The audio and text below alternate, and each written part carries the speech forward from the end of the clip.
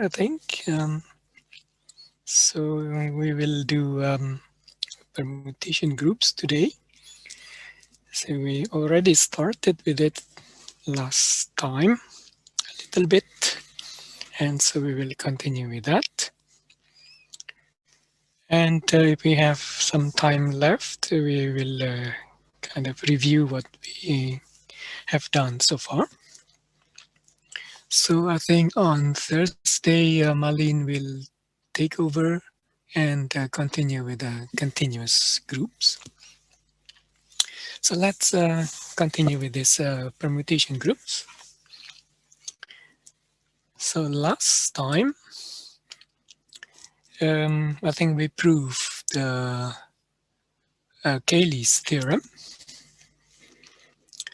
So any finite group of order n is isomorphic to a subgroup of the permutation group of n objects. So we can understand this theorem by considering the multiplication table of the group of the finite and recognizing that each row or each column is a permutation of any other row. Yes, and then we check that the closure property is fulfilled. So then the group must be isomorphic to a subgroup of Sn. Okay, so that's an important theorem. It's a very famous theorem.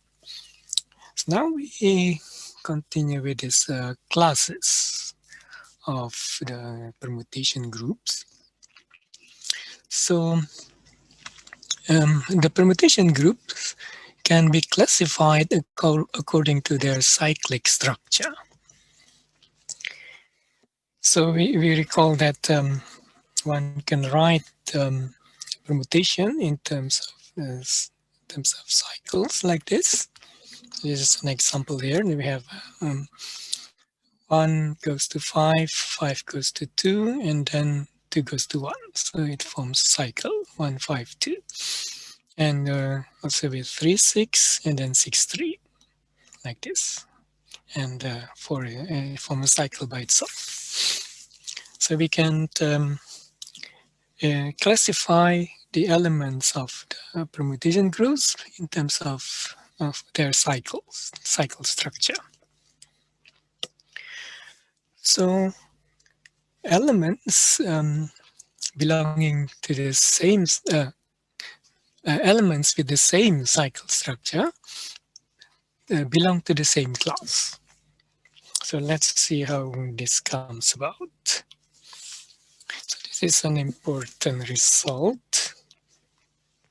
So let's take an element A like this, and you want to see if we do similarity transformations with another element, let's say B.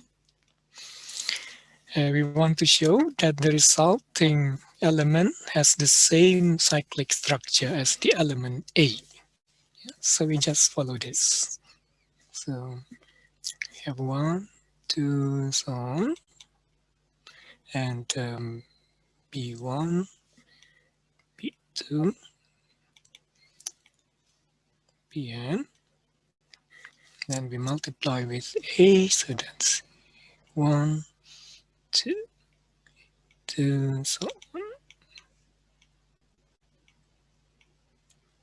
on. And then we have the inverse, so that will be B1, B2, Bn, 1, 2, n, like this.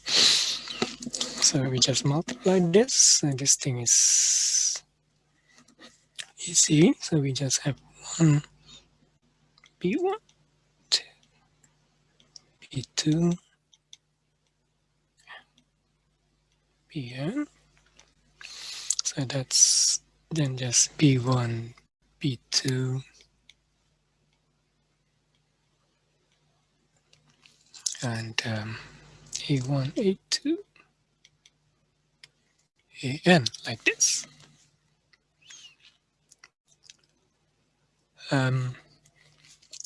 So I can write this thing here. So I should have done this. I can just replace this.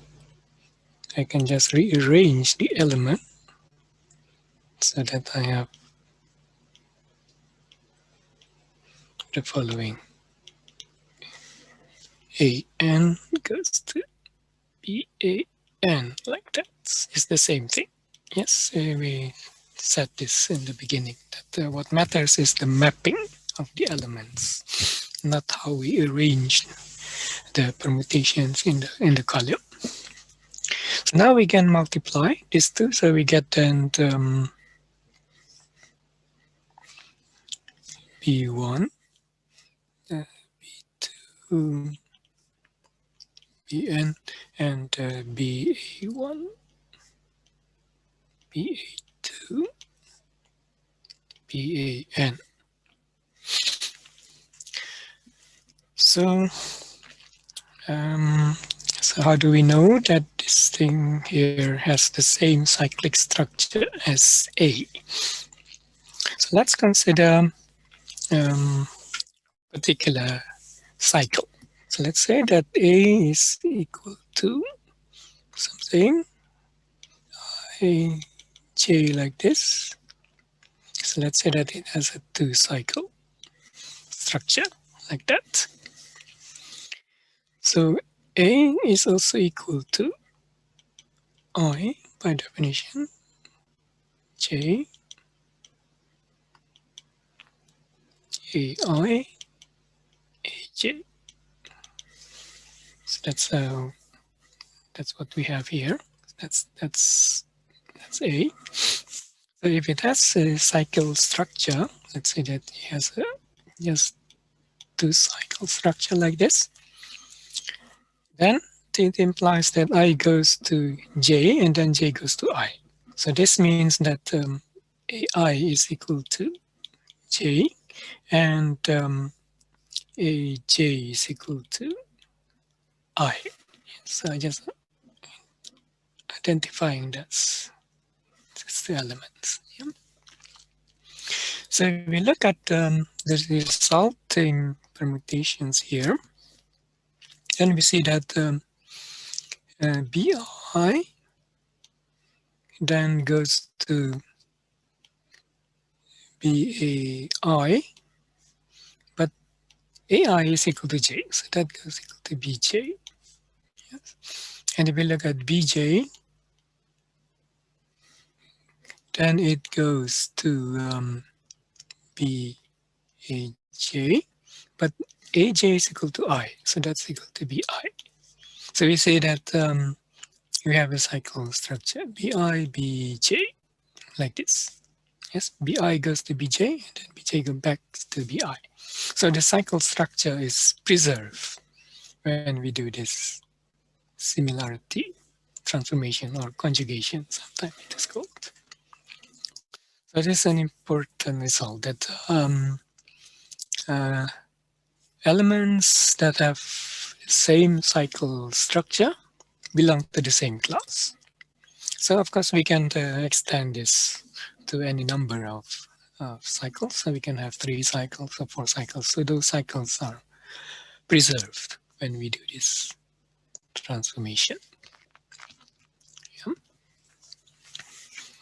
So that's how we classify the classes of permutation groups. So our aim, our goal is to figure out the irreducible representations of an arbitrary permutation group. So if we are given Sn for any n, we want to work out the irreducible representations of these permutation groups. And this can be done using what is called the Young tableau. So now we are going to define what this is. So let's see what we have here. So we have a Young tableau. It's quite old actually. It was, I think, it was invented around 1900 by Alfred Young. So if you might already know that he was a priest and also a mathematician in Cambridge. So it's kind of a dream job. It's a priest and mathematician. So you you preach and give sermons in the morning, and then you do maths during the rest of the day, and maybe some prayers in the evening. It's kind of wonderful life here. So what he did is he invented these Young diagrams. So first of all, we have to introduce partition. So let's say that we have a group Sn. So we have n objects. Then we define a partition to be a set of integers, like lambda1, lambda2, up to lambda L. And we order the integers so that they're decreasing. So we have like this thing here. So lambda1 is bigger or equal to lambda2 and so on. And we impose the condition that the sum of these integers is equal to n. Okay, so this is what we mean by partition. So it's just a set of integers, positive integers, of course, that sum up to n, yes, and ordered in decreasing magnitude. So I think if you take an example, it will be clear what it means. So we have, if we take n equal to 5 here, then we see that there are something like 7 possible shapes of these Young diagrams. So the first shape is just having 1, 1, 1, 1, 1 like this. Sorry, it is just 5. So 5 means that there are, and then we represent this 5 by 5 boxes in a row. Yes. And then we can also have a division for 1. So all these numbers here have to add up to 5. Yes. So 5, 4, 1, 3, 2. And then we can have 3, 1, 1, 2, 2, 1, and so on. And the last one would be just 1, 1, 1, 1, 1, 5 times. So this is how we represent these shapes by these diagrams. It's the Young diagrams. So we can do this in a systematic way. So the first one, which is just a row of 5 boxes, and then we place 1 box underneath, and we continue. Put another box down here, and so we cannot put another box down here because of the requirement that the first integer must be greater than the next one or equal to the next one. So I cannot have a diagram like this. Sorry, it's a mistake. So I cannot have a diagram that looks like this. Yes. So I cannot have 3 here and 2 boxes up there. So the number of boxes in a row must be smaller than the number of boxes above them. Yeah. So it has to be like all these shapes here. So if you enumerate all the possibilities of arranging the integers, then you will have 1, 2, 3, 4, 5, 6, 7 possibilities. So these are the 7 distinct diagrams for the n equal to 5. So we observe that so a given Young diagram can then be associated with a class of the permutation group. Because I can think of these as a cycle structure. Yes, each row in the diagram can be thought of as a cycle structure. So I can think of these partitions here as representing the class structure.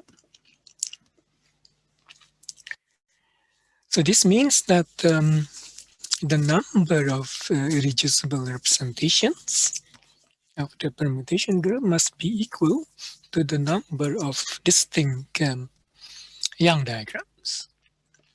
So this is equal to number of irreducible representations. It's a kind of nice way of representing the class structure of the permutation group. So the next thing we have to define is the Young tableau. So Young tableau is simply a Young diagram, but filled with numbers 1 to n in any order, but without repetition. So we are not allowed to repeat the same number. So we just fill in the boxes with integers from 1 to n. So this is an example. Yes. It's quite straightforward. And then we also have what is called the standard Young tableau. So in the standard Young tableau, we ordered the numbers in such a way that it's increasing to the right and also downwards. Yes, increasing. So this is just a rule. So actually this is not a unique rule. One can invent a different rule, but this is the standard one that is used usually. So we fill in the boxes again with the numbers, like in the case of Young tableau, but the numbers are not have to be increasing from left to right and from top to bottom. Yes, so this is an example. So I could have 1 to 4, so that's increasing, and down here we have 1, 3 increasing and 2, 5 increasing. So I cannot have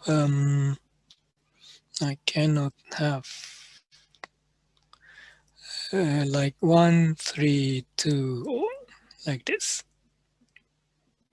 4, 5. So this is not allowed. Yes, because it has to increase to the right and to the bottom. So I think it's also clear. That's called the standard Young tableau. So the standard Young tableau is actually important because later we will use this to construct the irreducible representations of the permutation group. So there will be a procedure for constructing the irreducible representations using the standard Young tableau. So, okay, so this is some definitions, and the next thing we need to know is it's called the Young tabloid. Yes. So Young tabloid is actually kind of collection of tableaux, of Young tableaux. So if we have 2 tableaux, and let's just consider here as an example. It's easier. If we consider an example, we have 2 tableaux. Let's take this 2 here. Now, if the elements in each row are the same, so here an example here. So I have in the first tableau I have 1, 4, 2, and then the second one I have 2, 4, 1. Or I could also have this one here, 4, 1, 2. So they are the same elements, and the same here, 3, 5, 5, 3. So on. Then these 2 tableaux are said to be row equivalent, well, for obvious reason, because the elements in the row are the same. And a tabloid is defined to be such an equivalent class. So it's denoted by tilde like this. Yes, I have a tilde. And it is written without the bars to indicate that we can permute the elements in each row. So if we permute the elements in a row, we get the same tabloid. So the tabloid is invariant on the permutation of elements in a row. Yes, and that is indicated by the missing bars. Yes. So this, so mathematically, this is equivalent to symmetrizing the permutation elements. Yeah. So I could imagine this to be a sum of all the elements with all possible permutations. So then if I make a permutation of any row, then I will always reproduce the same object. So this is equivalent to symmetrization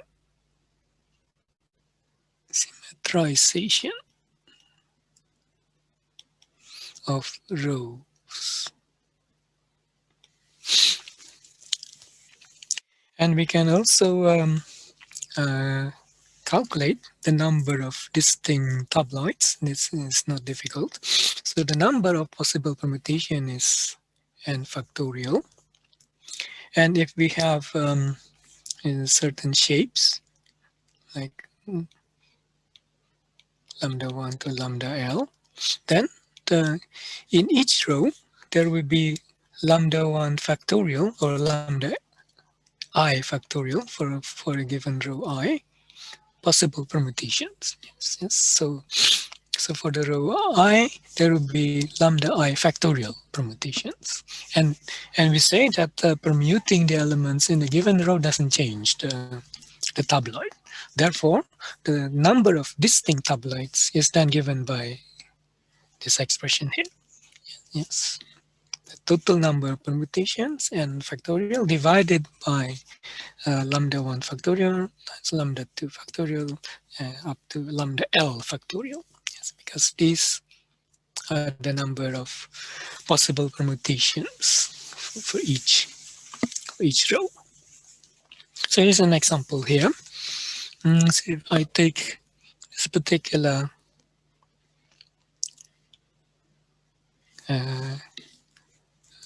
tableau, then we find that there will be 10 possible ways of constructing distinct tabloids. So that fits with the formula here. 5 factorial divided by 3 factorial times 2 factorial. 2.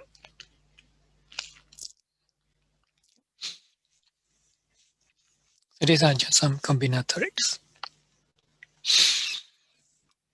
Okay, so these are just some definition tabloid. So these tabloids can be used as as a basis for representation of the permutation group. So we can think of these tabloids as kind of vectors in the kind of abstract sense. In the sense that when we operate permutation element on any of these tabloid, we will get back to another tabloid. Yes. So these tabloids then form an invariant subspace for the permutation group. This is kind of clear because if we take any permutation, if we take any one of these, if we take I have an example there. Okay, don't have it there. So we take just an example. I think it becomes clear. So I have it in the notes here. So we take permutation 1, 2, 3, and we apply this to tabloid. Sorry, mistake.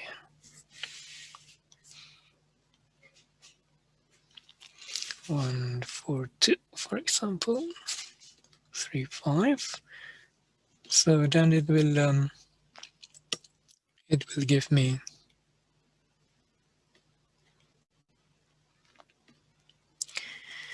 this tabloid. So 1 goes to 2, 4 remains, 2 goes to 3, and 3 goes to 1, and 5 remains. So this is, of course, just another tabloid. So we see that these distinct tabloids and form a basis for the permutation group. However, the representation that we get from these basis vectors is in general reducible. So our goal is to find a way of constructing a set of basis functions which gives an irreducible representation for the permutation group. And this can be done using what is called this polytabloid. So there are lots of definitions here. So we have a tabloid, so now we have polytabloid. So let's describe what is a polytabloid.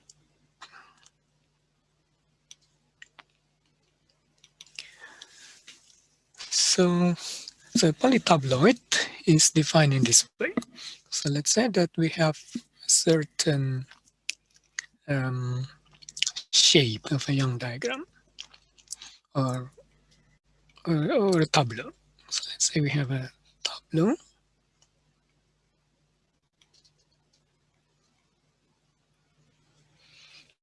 One, two, three, 4, 5. This happens to be standard Young tableau, but it doesn't matter. It doesn't have to be standard Young tableau. It's just a tableau. So we define a polytabloid associated with this tableau T in this way. So let me write this down and then we describe what this means.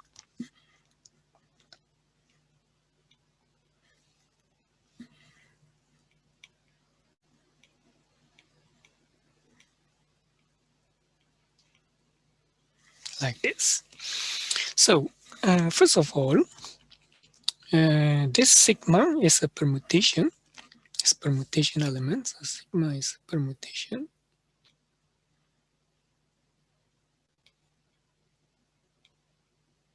It's a permutation element. And this CT means that the permutation are restricted to preserving the columns of this tableau. So only those permutations that keep the columns the same, yes? So preserving the columns. So only permutations along the columns are allowed. Yes, that's what the CT means here.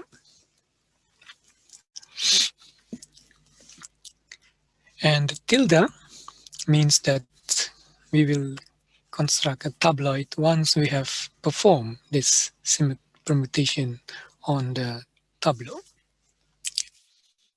So we first operate the permutation sigma on the tableau T, and then from the resulting tableau, we create a tabloid by removing the bars in each row. So I think if we take an example, it will be clear what this means. So let's take this example here with this tableau. So in that case, it becomes, so the first element is just the identity element, because I'm not doing any operation basically. So I just have 1, 2, 3, and then I have 4, 5 like this. So nothing changes. It's just the T itself. So now we permute one of the column. So we permute this one here, 1 and 4. So we have 4, 1, is that 2, 5 here, and 3. Now the sign of the permutation is determined by the number of steps we have to carry out to do the permutation. So in this case, there is only one permutation. So then we have a negative sign. And we can continue the permutation. The second one now. Okay, so we keep the first one, the first column, and then we take 3 like this, and it's again minus because I just permuted once. And the last one will be to permute both this one and this one here. Yes, the first two columns. So then I have plus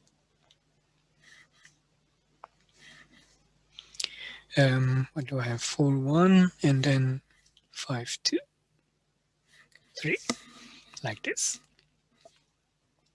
So this is called the polytabloids. So the polytabloids is a linear combinations of tabloids. So that's probably why I call polytabloids. Now, if you look at this expression here, this is actually just anti-symmetrizing the column. So this is anti-symmetrization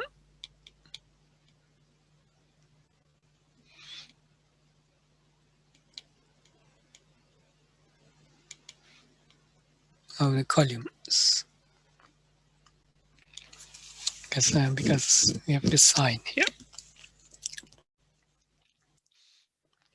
So you can see that if we interchange, let's say 1 and 4, then we get a minus ET. So we have anti-symmetrize this vector here. Now, it turns out, we're not going to prove this. It turns out that these sets of vectors, these sets of polytabloids, form an irreducible subspace for the permutation group. So if we use this as our basis, then the representations will be irreducible. So if we do all the possible polytabloids from all possible tableaux of a given shape, then we will obtain a set of vectors, polytabloids, and many of them are dependent. But if we remove the independency, if we remove the dependent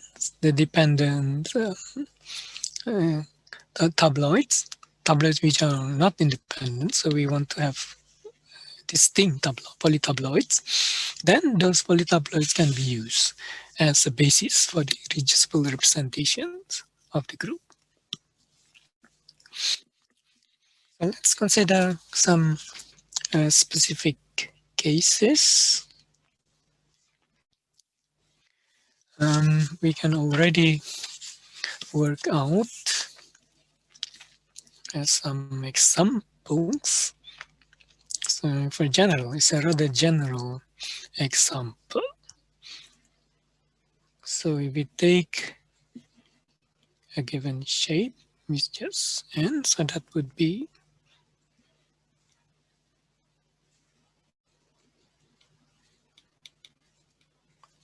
one, two, and like that. So that's the tableau here.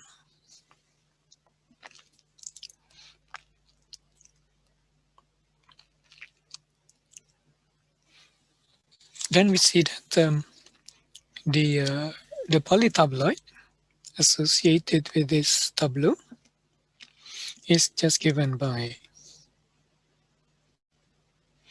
1, 2, and like this. Because we cannot do any permutations on the column because there is only one element for each column. There's only one element in each column. So we just get one polytabloid. And we see that it doesn't matter how we order the numbers in the tableau here, because we will get the same polytabloid, except for the sign maybe. Yes. So we get only one polytabloid. So this is just the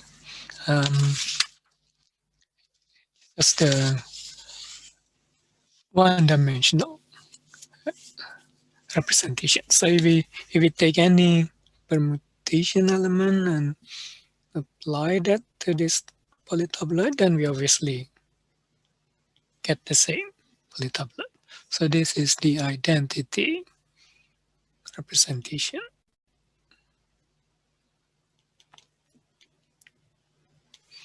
Kind of trivial one. The more interesting one, if we consider another special case, is, and we consider this partition, where we have just one box in each row. So that would correspond to this tableau here.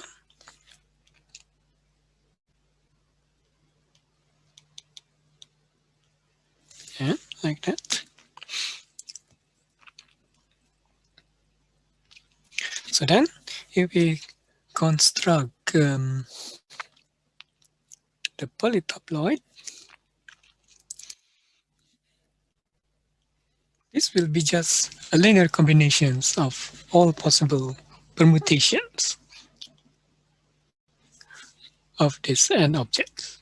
Yes, with some sign change depending on whether the permutation is even or odd.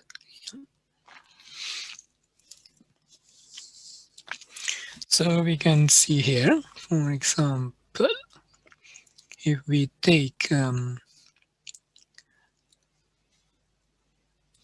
pi et, yes, so that is just the same as permuting the tableau.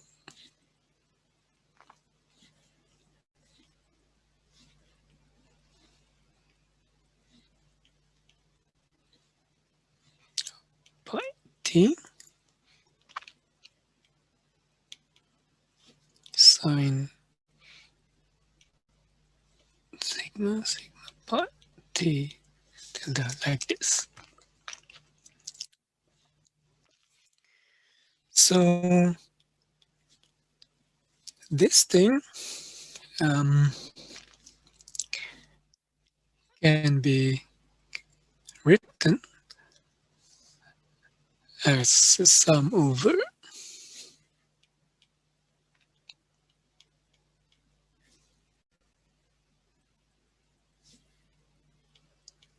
this. I call it C.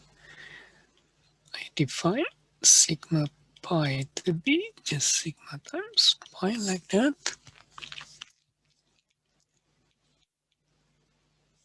That become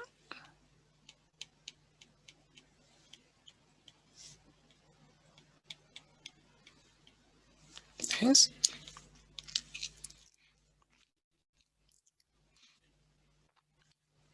So that is just then the sign of pi times et.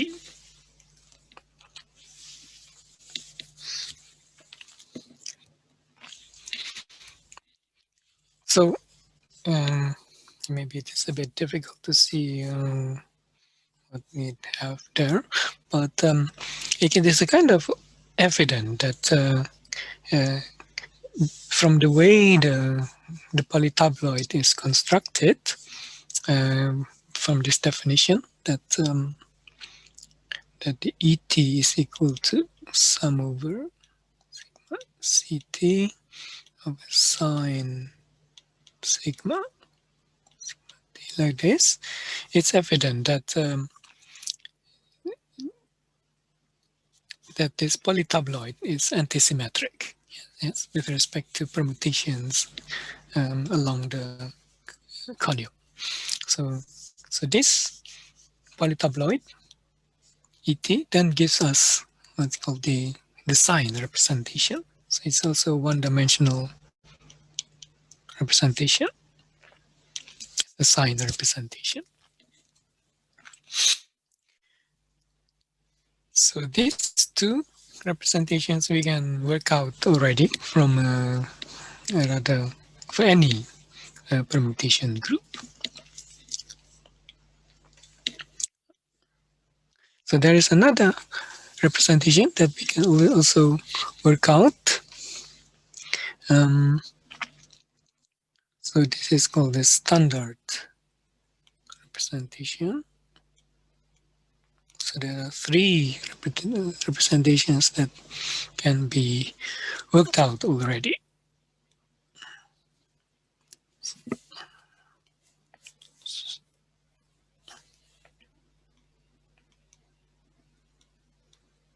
Standard representation, and it is given by the following.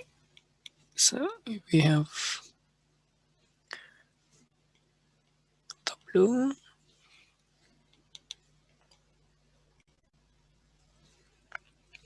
and so on. Let's call it ij here. Then the polytabloid is simply given by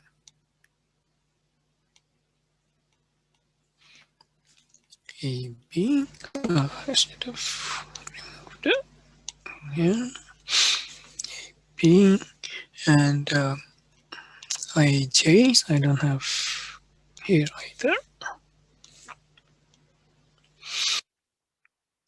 And so on. And then minus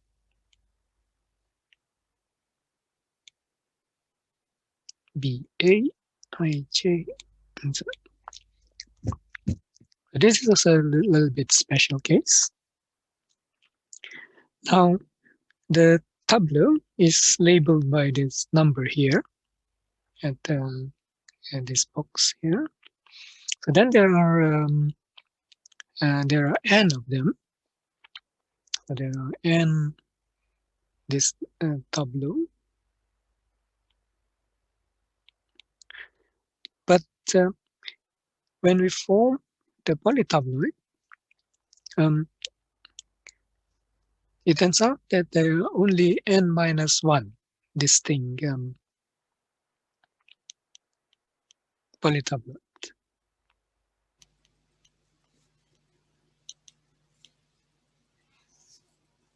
So n minus 1 is independent or distinct.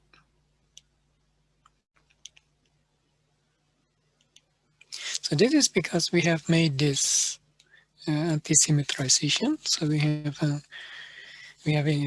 permute the column. So if we do this for all the n tableau, we find that there's one of them which is dependent on the other. So there are some linear dependencies. Yeah. So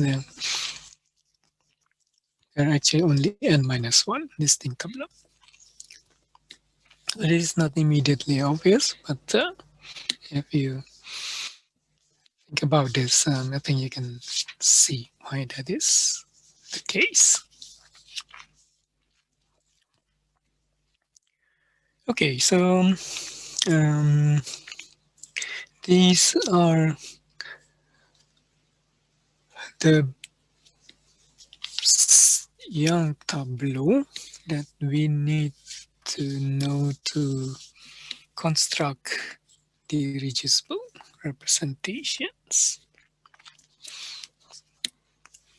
So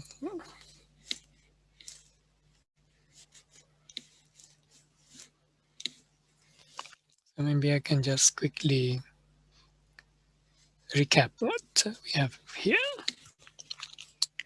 And then we have a little break. So we have what's called a partition. What am I doing? We have a partition, just a set of numbers, decreasing order, such that they sum to n. Yes. And then we have Young diagrams. So Young diagrams then tell us the class structure of the permutation group. And so for n equal to 5, you have an example like this. So you can enumerate the Young diagrams for any n. And so later we will do an example and see how it works out. And then we have the Young tableau. So Young tableau is just a Young diagram, but filled with numbers, with integers 1 to n, but without any repetition. Then we have the standard Young tableau. This is actually important one here, standard Young tableau. So it's a Young tableau, but the numbers are ordered in such a way that it's increasing to the right and also increasing downward. So there's a lot of restrictions in the Young tableau. And then we have the Young tabloid. Yes, the Young tabloid is basically a collection of Young tableau, such that it does not matter when we permute the elements in any row. Yes. So it is invariant under permutation of elements in a row. And then we also have the polytabloid,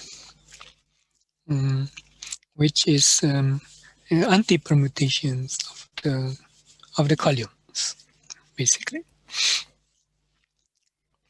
So the resulting vectors, the resulting polytabloids that form an irreducible subspace, is sometimes called the module. So module is the same as representation, and it's called the Specht module, because it was invented by Specht around 1930 something. Okay, so maybe I can have a break here and we continue around 11:15, let's say.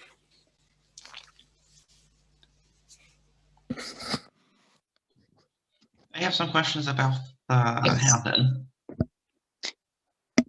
You have a question about The hand-in. the hand-in? Yeah. So in 1b, it says to write the characters of the 12-dimensional representation, but which 12-dimensional representation? Yes. So let me see. So maybe we can take this up tomorrow during the exercise classes. Okay. Because tomorrow we will go through the problems which are very much related to the home assignment. Is that okay? Isn't the exercise on Friday? The exercise, the last one will be tomorrow, yes, on Wednesday. Okay. Yeah. So I think it will be better maybe if we discuss this tomorrow, because tomorrow we will go through two problems which are rather similar to the home assignment problem. Okay. Yeah. And also, maybe we can take this tomorrow too, but in 1A, I'm a bit confused about how the different X, Y, and Z axes are defined. Okay, I have to look into that. I agree with these questions. I'm not very used to these normal coordinates, and it just looking at it sort of confuses me, but it might be better to go over that tomorrow. Yeah, I think if we go through it tomorrow, then I think you will understand what it means. Tomorrow we'll do water molecule, I think, one of them. I think that a drawing of the molecule and where the different axes are would be useful. Let me see.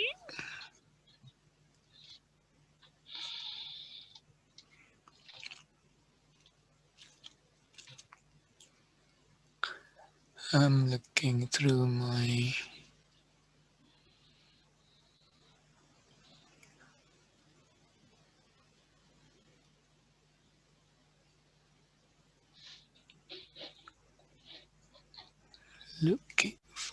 files here.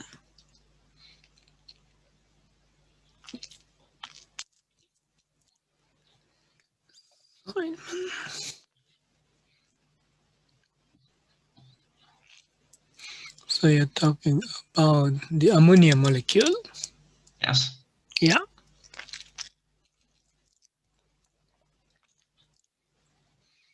So the ammonia molecule is like a tetrahedron, yes? Okay. So you have the ammonia at one of the vertices, and then 3 hydrogen atoms.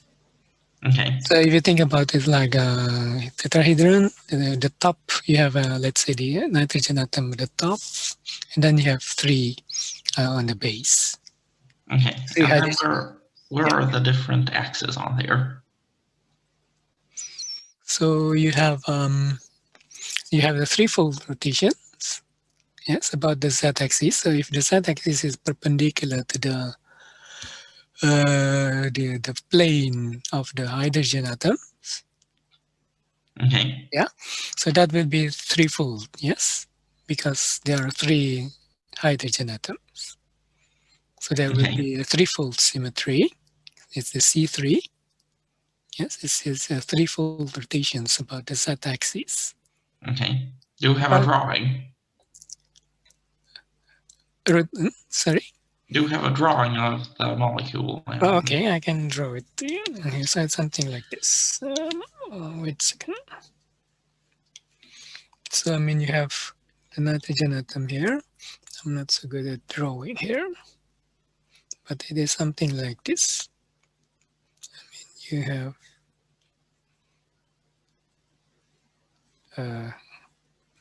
let me see.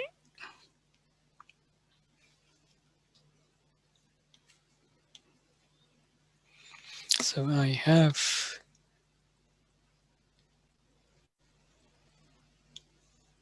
so maybe it's not good here. So I have so let's say here, it's my nitrogen atom. So this is my, so I have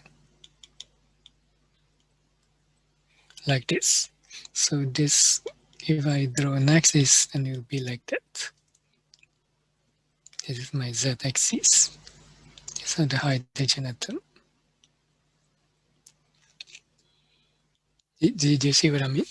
Yes. Yeah. So this is a ammonia molecule. And then where are the X and Y axes? I think it doesn't matter how you choose the X and Y. So what matters is that you have reflection about this plane here. So for example, if I take a plane like this, yes, perpendicular to the base, you see what I mean? So you're taking the plane with the 3 hydrogen atoms in them. So yeah, so I have a plane that formed by the 3 hydrogen atoms. Okay. Yeah, and then I have a plane perpendicular to that plane. Okay. And passing through the z-axis. Yes, and passing through the... So the z-axis is in that plane.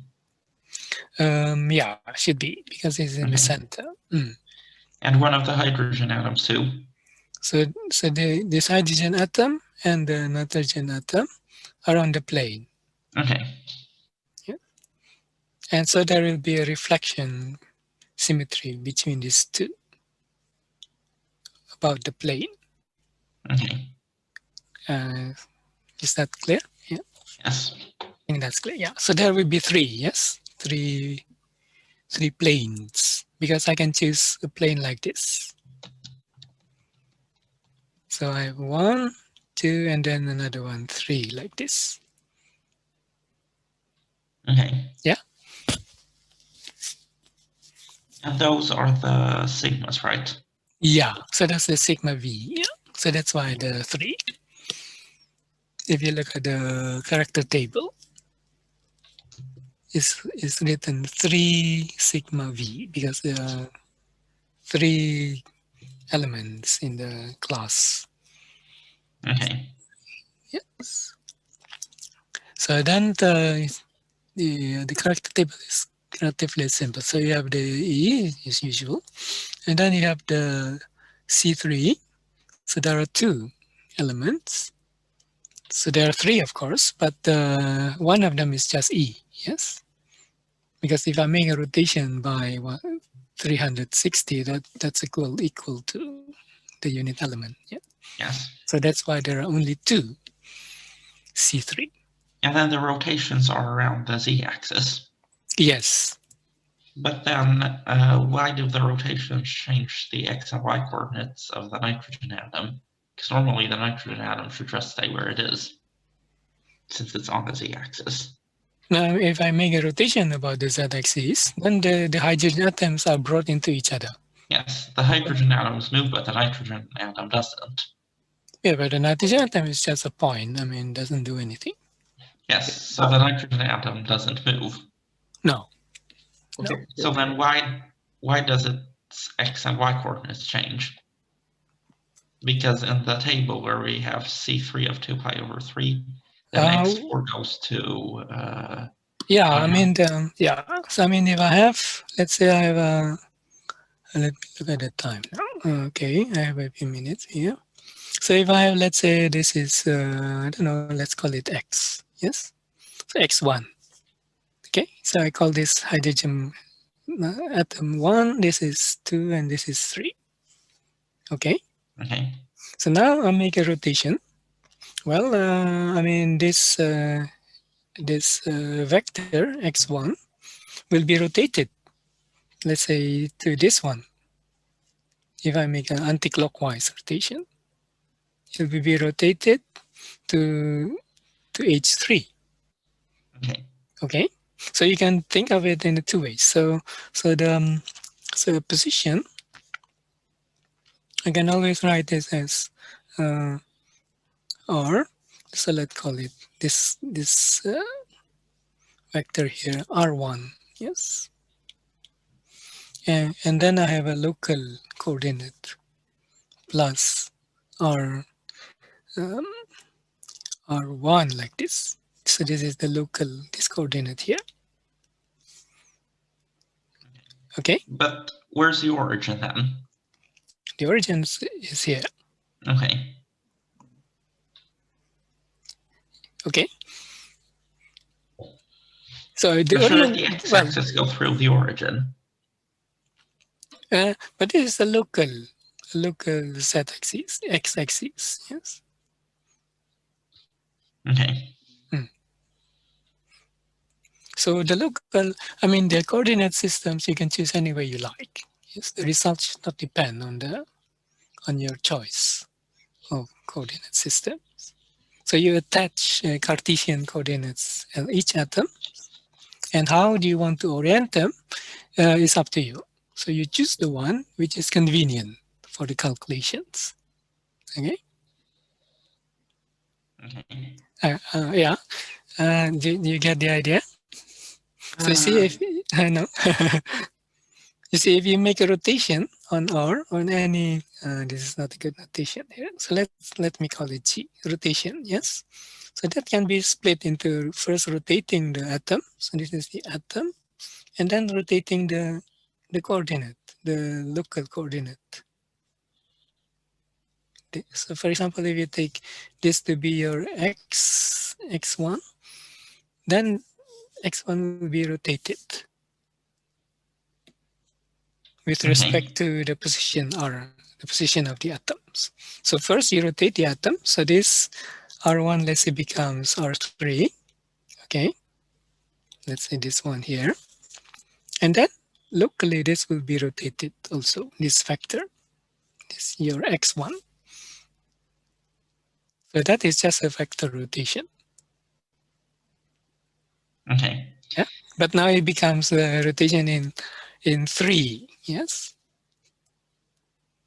So does that mean that that the reason why the x and y coordinates of the nitrogen atom changes because the basis rotates? I mean, the basis is kind of attached to the atoms. Yeah. Okay. So if you make a rotation, then that basis is rotated, and then it will be carried over by this atom, rotation of the atom. Okay. Okay. So is that why the nitrogen atom's coordinates change even though the nitrogen atom doesn't move? No, I mean the nitrogen atom here, I think, does not change, right? Because when I make a rotation about the z-axis. Well, its x and y coordinates change. It says in the table. Yes, the x and y coordinate of the nitrogen atom also changes when you make a rotation. Because I have let's say like this. Let's say I attach it. Yes, this is the nitrogen.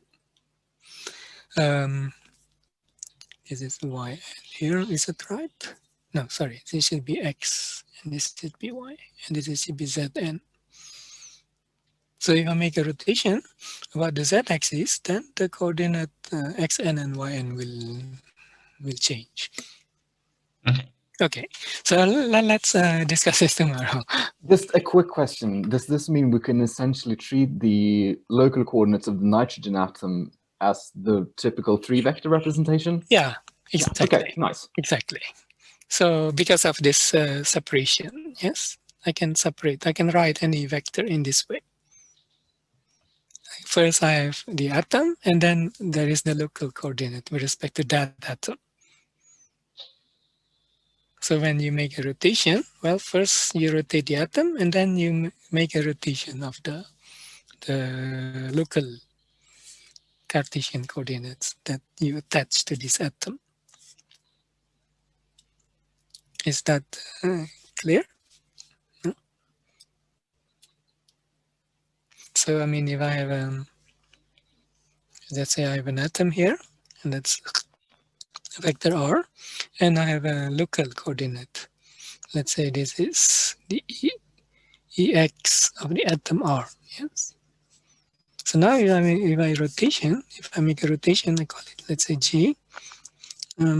Then for this vector, I have er plus ex r like that. So I first rotate the atom, and then I rotate the local coordinate. Okay. Yeah. But So, are these x1, y1, x2, y2, and so on, are those the coordinates of the atoms, or are they the coordinates, the local coordinates? No, those are the local coordinates. Yeah, those are the bases. So Okay. x1, y1, z1, for example, is the basis attached to the atom, let's say hydrogen 1. Yes. Okay, so they're not the coordinates of the hydrogen atom. No, They're the no. coordinates Coordinate with. the coordinate of the hydrogen atom is fixed. Yes, they are not basis. Okay. They are not basis functions. So basis then the function hydrogen atom one, for example, in that basis would be 0, 0, 0, for example. Yeah. Okay. Yeah. So these are the bases. Yes, I have 12 basis functions. Yes, because there are 4 atoms. Each has 3 Cartesian coordinates. Yes. So you have 3 Cartesian coordinates for each atom. So then the total number of basis function is 12. So the basis functions actually doesn't have to even to be x, y, and z. It can be any functions. So you can attach any functions to the atoms. So the point is that how those bases are transformed among each other. And they then form a representation. So in this case, there will be a 12 by 12 representations, but then it is reducible, yes, because if you look at the character table, the largest dimension is 2. So then this representation must be reducible. Okay. Okay, so let's discuss this tomorrow. Yes, I think it should be clear if we take an example. Yeah, so maybe we should continue with the remaining part of this permutation group. So everybody's okay? Yes. So shall we continue then?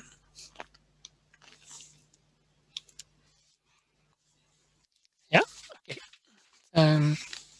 So let's discuss all these things tomorrow then.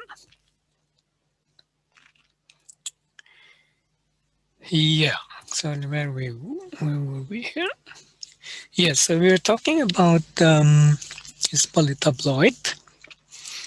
So the polytabloids then form an irreducible subspace for an irreducible representation of the permutation group. Yeah.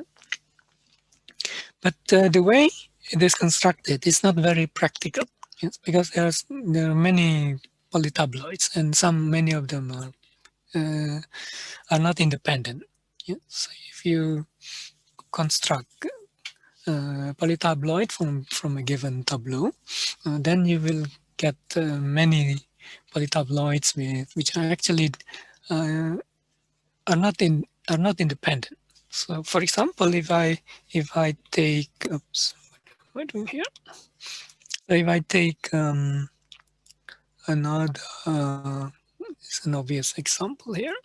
So if I take, let's say, t prime equal to 4, 1 here, 3. So obviously this will generate the same polytabloid, but it's just a sign which is different. Yeah, because I'm just interchanging 4 and 1 here. So you can see that the number of polytabloids is generally much larger than the number of irreducible polytabloids. Okay, so there is a simple way of constructing irreducible representation for the permutation group, and this makes use of the standard Young tableau. So the standard Young tableau can be used as a basis for the irreducible representation, or the Specht module, sometimes called, of the permutation group. So there is this formula. It's called the hook length formula that determines the dimension of the irreducible representations.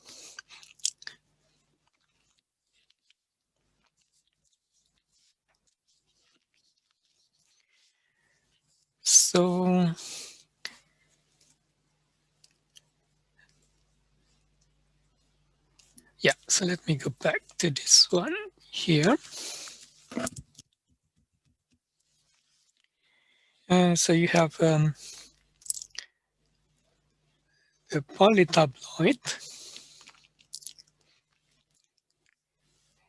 and then you have the standard young tableau. So if we start with a given Young diagram, so let me just consider an example here. So it's much easier to consider an example. So I think we should have enough time here. So let's consider the group S4. Yeah. So first we enumerate the Young diagrams.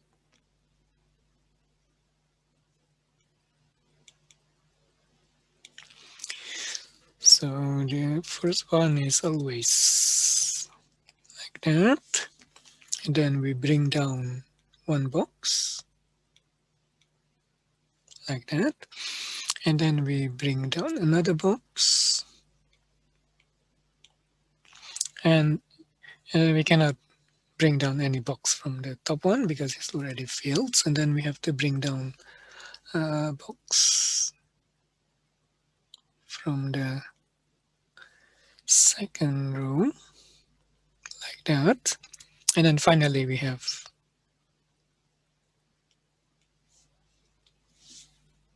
this just one column like that. Okay. So there is this well-known formula to calculate the dimension of the reducible representations, and it is called the Hooke length formula. So the proof of this is rather complicated, so we are not going to go through this here. So the actual way to calculate this is actually very simple. So what we do is that if we are given a certain Young diagram, then we just draw from a given box, let's say this one here, we draw an arrow to the right and to the bottom like this. Yes, and then we count the number of boxes covered by the arrows. So in this case, there will be 1, 2, 3, 4. So we have 4 boxes. And if we take this box, then it will be like that. So there will be 1, 2, 3, 3 boxes, 3, and 1 here because we cannot go to the right or to the left. So there's only just 1. And here we have 2, so 2, and this is 1. Okay, so the dimension is just given by this formula here. So n factorial divided by these numbers. So I call it m1, m2, mn factorial. Sorry, not factorial, but just the numbers. So just the numbers. So just multiply the numbers in the boxes. Yes. So for example, for this, for the 5, we have just 5. You can see here we will use that formula. What did I do? Oh, I think I erased everything. That was silly. Okay. So coming back to the S4 group. So we have 4 like this.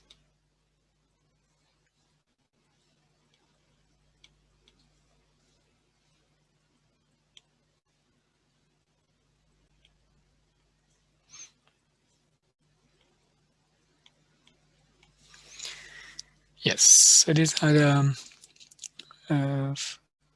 5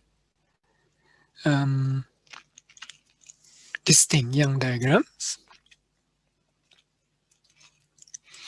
So let's take one of these and try to construct a reducible representation corresponding to this Young diagram. Yeah, so that's a given class. So let's see what's the size of the dimension, the size of the representation. So we look at that would be 1, 2, 3.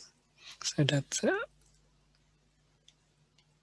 3, and this one is 2 because I can only go down, and this one is 2, and that's is 1.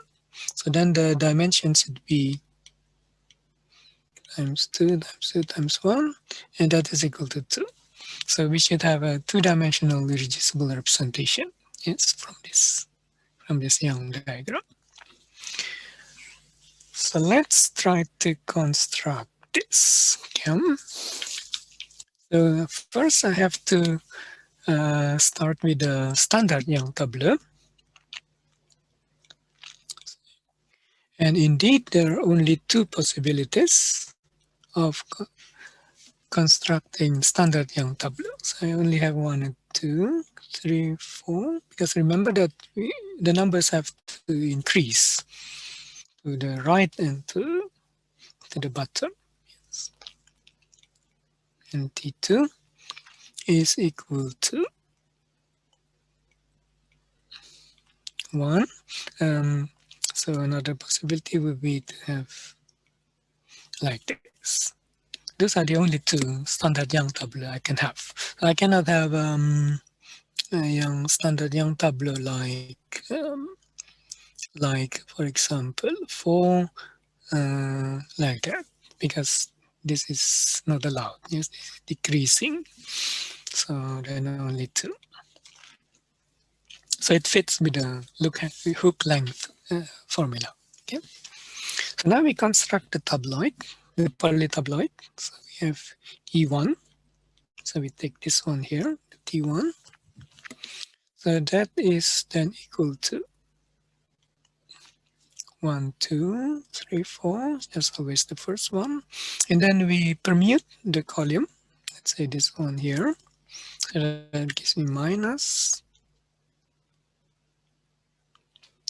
3, 1, and 2, 4. Like that. And can permute this one, 2, and another one. We permute both of this. So we have 3, 1, and 4, 2. So it's plus because we did 2 permutations. And the same for E2. We have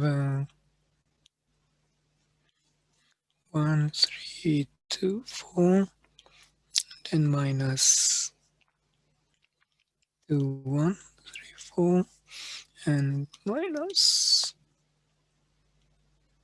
2, 4, 3, and plus. So it's very similar to E1. 4, 3. Okay. So these are the two polytabloids that we can use as a basis for the reducible representation. So let's take an example. So we take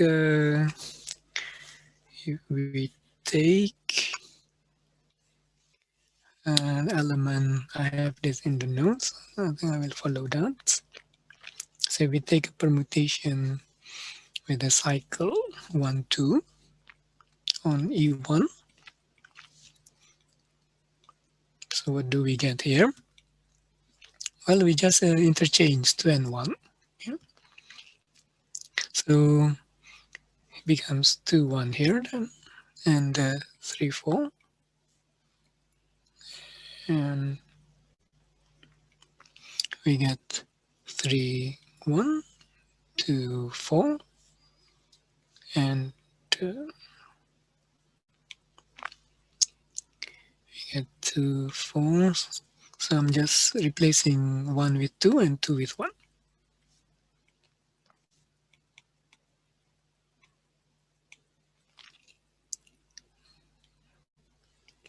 E2 like this. Yes. So we see that this is actually just linear combination of E1 and E2. Now, it's not immediately obvious, but you can check that it is just a linear combination of E1 and E2, and it's the same thing. So with the E2, so if I operate it on E2, then you find that it's equal to minus E2. Okay, I don't do this algebra here. It's quite straightforward. Yes, you can see it also in the notes. Now we can construct the representation for this element here. So we recall that if I have a group element G acting on the basis EI, that is just given by this one here.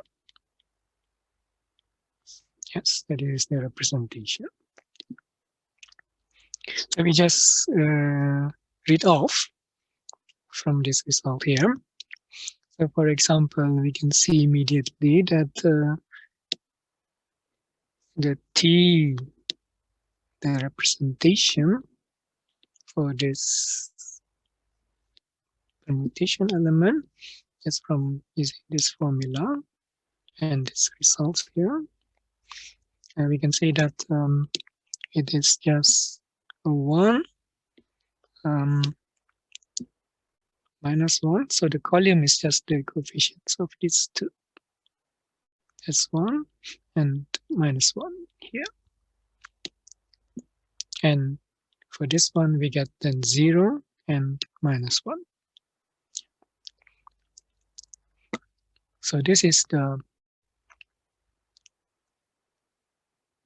representation for element 1, 2.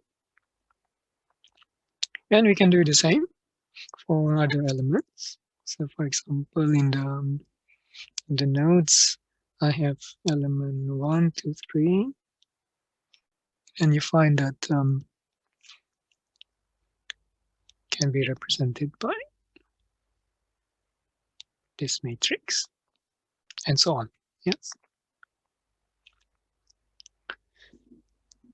So these representations actually are not unitary.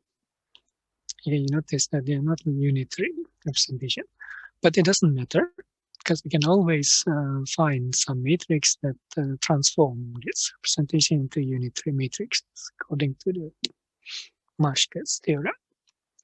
But the important point is that the character of this representation is independent of the basis. So it doesn't matter whether the representation is unitary or not, the character is the same. Yeah. So this is how we construct irreducible representation of the permutation group. So you can take any permutation group and construct the irreducible representations. So the procedure is that first we enumerate all the possible distinct Young diagrams for a given n. And then for each Young diagram, so the number of distinct Young diagrams tell us the number of irreducible representations. And then for each Young diagram, we enumerate the possible standard Young tableau. Yes. So you have to keep in mind that numbers have to increase. And I did I made a mistake. Let me see. Look like what I'm right. Wait a second. Yes, here's a comment here.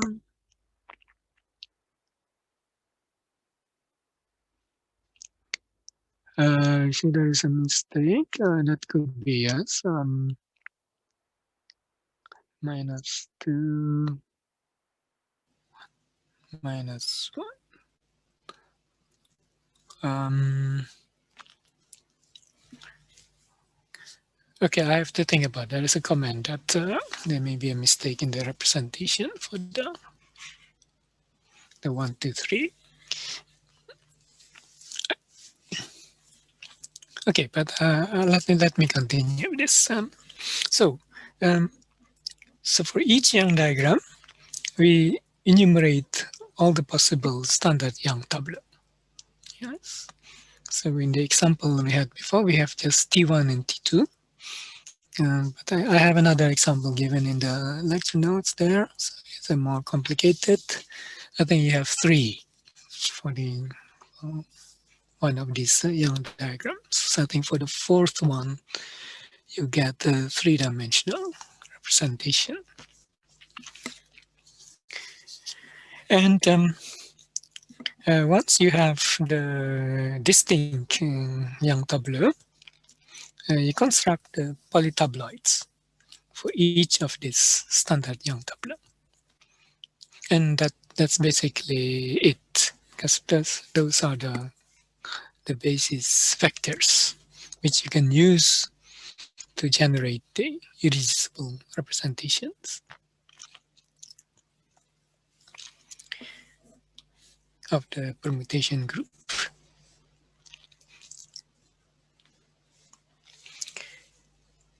Okay, so in the remaining time, I would like to briefly review what we have done so far. So we have this abstract group theory. So I'm just list some important results and important points about this course. So for abstract group theory, we have the rearrangement theorem. I think we all know by this by now. It just means that every column in the multiplication table is unique. It's just a permutation of the group elements. So we cannot have repetition. So another important point is that if we have a subgroup, then the group can be decomposed into cosets. Cosets means that we pick up an element, let's say A, which is outside the subgroup, and multiply that with a subgroup. And we take another element B outside the subgroup and the first coset and form another coset BS and so on. So the group can be decomposed into cosets. So that implies then that the number of group elements divided by the number of elements in the subgroup must be an integer, because this has to exhaust, this division into cosets must exhaust the group elements. Another important result is that if S is invariant, then we have a vector group which is homomorphic to the group itself. Yes, so we can take S as the unit element, then we have S, BS, and so on. So this is isomorphic then to a bunch of elements of the group.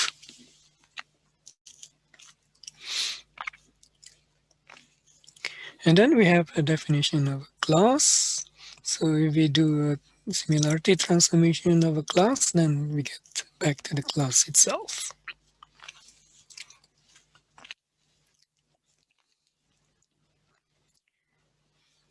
And finally, we have a direct product group. So in our case, we define the direct product group to be a direct product of the groups with the assumption that the elements in the two groups commute with each other. So the elements in the group need not be commutative, but the elements belonging to two different groups, like the F and G here, must commute in our definition. Yes. And one result is that the classes are simply given by the the products of the classes of the two individual groups. I mean, the classes of the direct product group. Yes.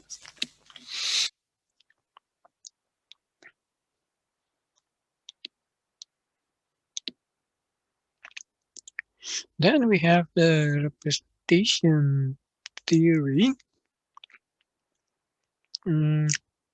So we showed that any representation is always equivalent to a unitary representation. So we can always find a unitary representation which is equivalent to a given representation. So that also implies that we can always assume that the representation is unitary, which is nice because unitary matrix has some nice properties can be exploited to prove things. Then we have the Schu's lemma. So if we are given a representation T, and we are given some matrix M, and if it is if this M and the T commutes, so this should be true for all. It's for all the group, for all group elements, so not just one. And there are two possibilities. So if T is irreducible, then M has to be proportional to the unit matrix. It should be proportional here. Right. And if T is reducible, then so if M is not proportional to a unit matrix, then T is reducible. So these are the two statements of the Schu's lemma. So they're kind of related.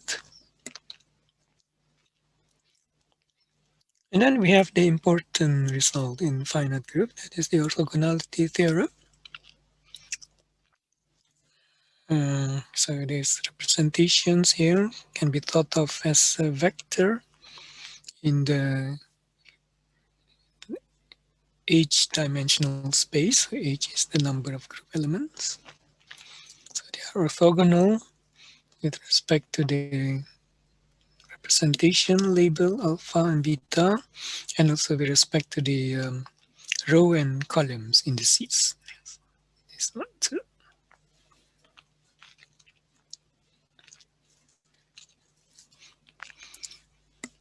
And there is the restrictions on the size of the irreducible representations. So the sum of the square of the irreducible representations, the sum over the various irreducible representations must be equal to h. So that restricts the possible dimensions of the irreducible representations quite a lot. And this can be used to construct the character table.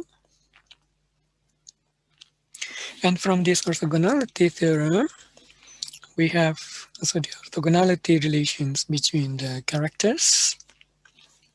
So I think this first one is easily derived from this orthogonality theorem. And there is a kind of complementary orthogonality relation. So this one is clearly the first, and this is the second orthogonality relations. And the same with the orthogonality relation, we also have a complementary orthogonality theorem with respect to G, with respect to the group elements, which we did in the exercise.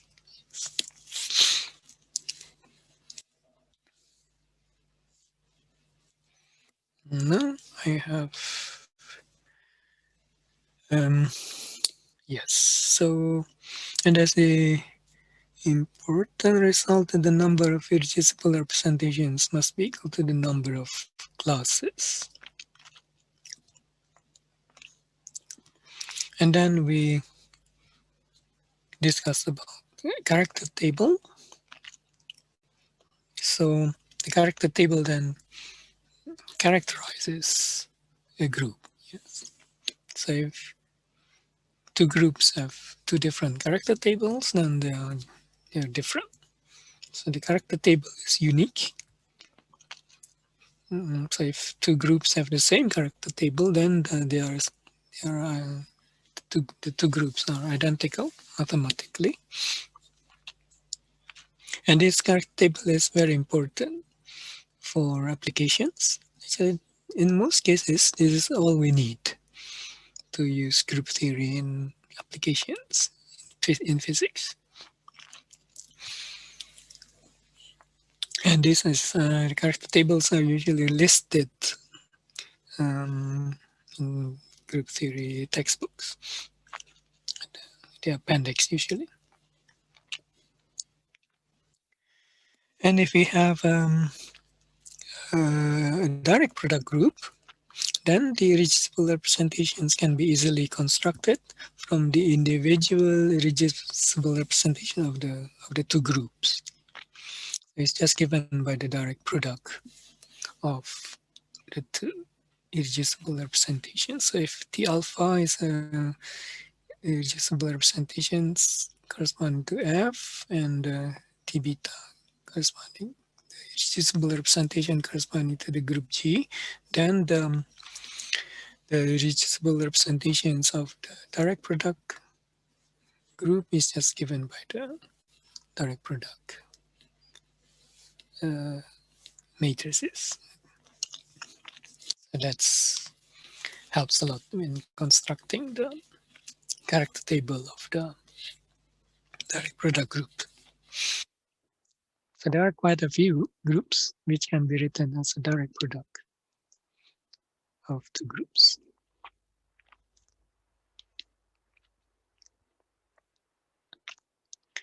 And then we have these connections with quantum mechanics. So we have basis functions. We need basis functions when we want to apply the group theory to quantum mechanics. And this is the definition of the representation with respect to a given basis. So the basis vectors need not be orthonormalized, but if they are orthonormal, then the representation becomes unitary. And another important point is that the character of a representation is independent of basis functions. So that is also another reason why the character table is important, because it's independent of basis function. It's unique, yes. And then we discuss about invariant subspace and irreducible subspace. So invariant subspace means just that we operate a group element on a vector in this subspace, and we get back to the same subspace. We cannot get out of the subspace. And we have also irreducible subspace. So invariant subspace does not imply that it is irreducible. So it could happen that some vectors transform among themselves, they're forming a separate invariant subspace, and they can be irreducible. In general, invariant subspace is reducible, whereas an irreducible subspace means it's not possible to, well, as the name implies, you cannot reduce it any further into a block form for the representation. And that to generate this invariant subspace, it is quite simple. So we just take an arbitrary function and operate the group elements on this arbitrary function. So because there will be a lot of functions and some of them are linearly dependent. And then we come to the important quantity here. This is the projection operator. It's a very useful device. So we can, for an arbitrary function, we can project out the component of the function belonging to give an irreducible representation. Yeah. So it is extremely useful device that, especially when applying group theory to quantum mechanics. And we have a decomposition of irreducible representation into its irreducible components. So we write it like this. This is be understood as a kind of shorthand. Yes. So the full description should be like this. It's a matrix T here. I have a S minus 1, and that turns it into a block form, like that. So that's what this equation means. And the same representation can appear more than once.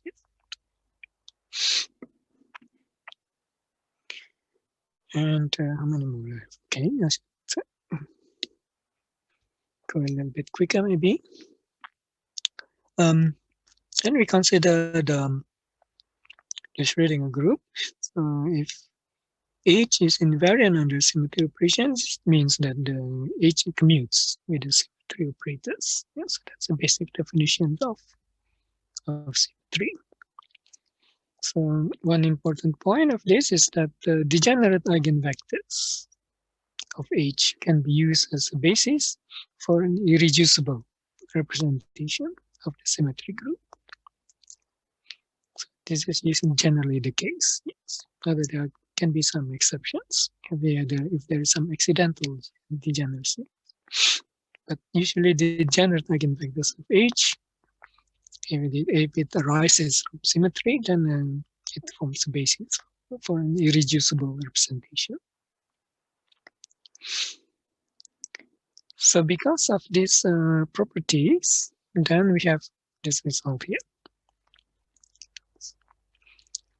So we can think of the commutativity of H with symmetry elements as another expression of saying that the H transforms according to the identity representation.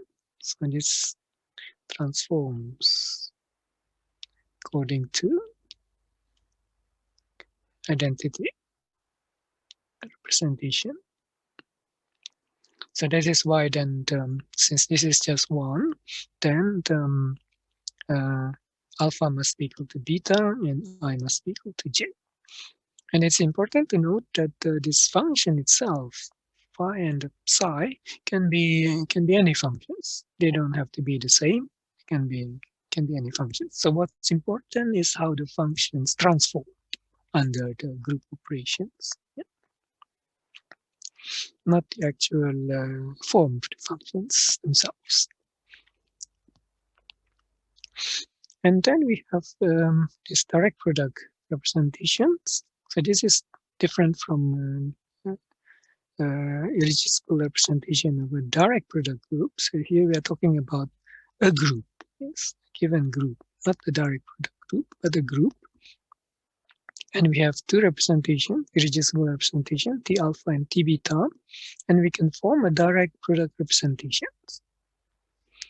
And in this case, this representation then will be reducible this way.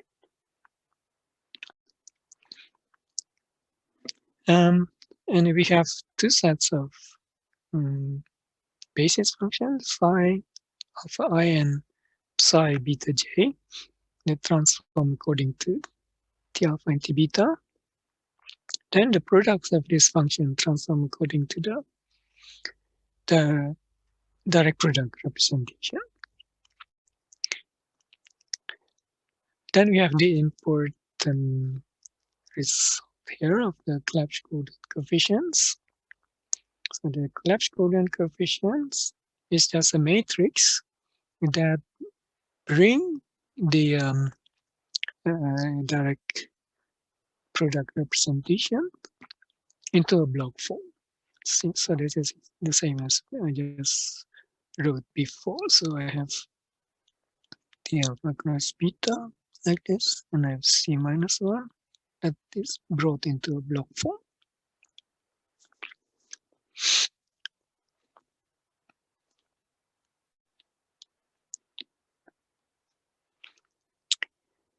So then we have the Wigner-Eckardt theorem. So again, this Wigner-Eckardt theorem can be understood in terms of direct product representation. Yes. So we just think of this object as another quantity. Let me just call it Fij, and this Fij then transform according to the direct product representation of alpha and beta. So then this representation can be decomposed. So the T alpha cross beta can be decomposed into irreducible representation gamma, let's say, sum of the irreducible representations. Then maybe I should call it something else here, not gamma. What should I call this? Let's say eta or something. Okay. So this quantity, this function here, transform according to this representation, which can be decomposed in this way. Then it follows that this function, phi gamma k, must be one of, so the irreducible representation corresponding to this function must be one of these irreducible representations. Otherwise, the matrix elements is 0. So that's the basic principle of the Wigner-Eckardt theorem. Then we have applications of group theory. Some of the main applications, normal modes and classifying basis functions, and symmetry breaking. So we'll do this tomorrow in the exercise class. Okay, so, and today we did a permutation group, which I think I do not need to review because we just did it.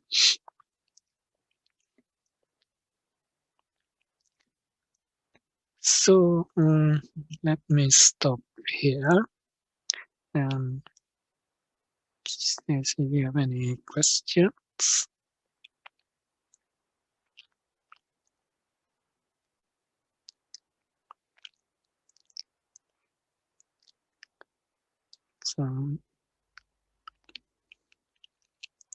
So if not, then we meet again tomorrow and we do some exercise problems, these two here. And if we have time, we can also do the third application, symmetry breaking. So the last exercise problems are quite a few, so I don't think we can cover all of them, but we will try to cover at least these two here, these two applications, because they are very much related to the home assignments. Okay, so going over the time here.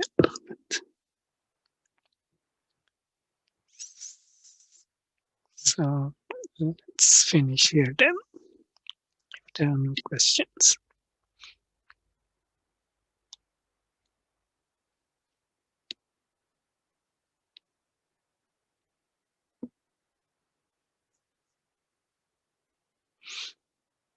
Okay, goodbye.